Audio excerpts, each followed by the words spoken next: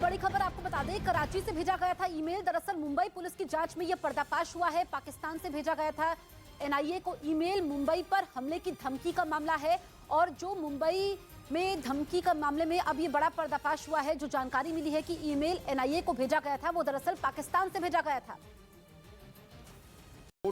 छोटे से नेटो देश ने रूस के खिलाफ मोर्चा खोल दिया है। यूक्रेन पर हमले के बाद से ही भड़के बाल्टिक देश एस्टोनिया ने पुतिन को बर्बाद कर देने की कसम खाई और वहां की प्रधानमंत्री काया कल्लास तो बिना किसी डर के पुतिन पर बुरी तरह गरज रही और खुलेआम उन्हें यह चेतावनी दे रही है कि यूक्रेन में बहे खून के एक एक कतरे का हिसाब पुतिन को देना होगा। एस्टोनिया की प्रधानमंत्री काया कल्लास पुतिन को नसीहत दे रही हैं। वो कह रही हैं कि पुतिन अगर अब भी नहीं संभले तो उनकी बर्बादी तय है। यानी पुतिन ने अगर जंग से तौबा नहीं की तो रूस विनाश की कगार पर पहुंच जाएगा। The aggressor must also pay for every bridge, for every house and for every bullet. काया कल्लास के इन्हीं तेवरों की वजह से उन्हें यूरोप की आयरन लेडी कहकर बुलाया जाता है, क्योंकि उन्होंने सिर्फ पुतिन को नसीहत नहीं दी बल्कि वो एस्टोनिया को रूस से जंग के लिए तैयार करने में भी जुट गई हैं। क्योंकि रूस का पड़ोसी देश एस्टोनिया भी ये जान रहा है कि पुतिन सिर्फ यूक्रेन की जीत तक ही नहीं रुकेंगे बल्कि वो अपने पड़ोस के दूसरे देशों पर भी नजर गड़ा देंगे। यानी यूक्रेन की जंग जीतने के बाद पुतिन के कदम एस्टोनिया जैसे दूसरे देशों की तरफ भी बढ़ जाएंगे और वो वहां कब्जे के लिए यूक्रेन की ही तरह हमला बोल देंगे।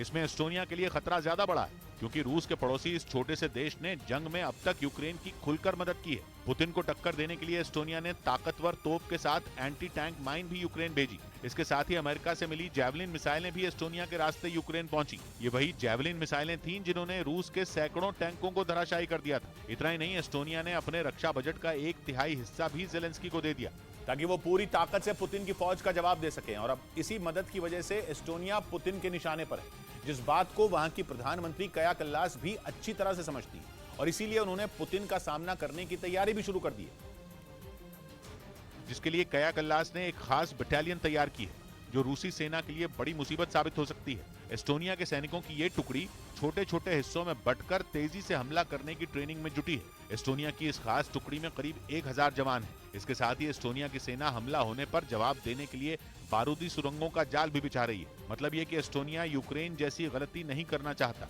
क्योंकि यूक्रेन अपने पड़ोस के बेलारूस में ही रूसी सेना को जुटते देखता रहा और पिछले साल 24 फरवरी को वहीं से हमला हो गया। लेकिन काया कल्लास हमले से पहले ही पुतिन से टकराने की तैयारी में जुट गई।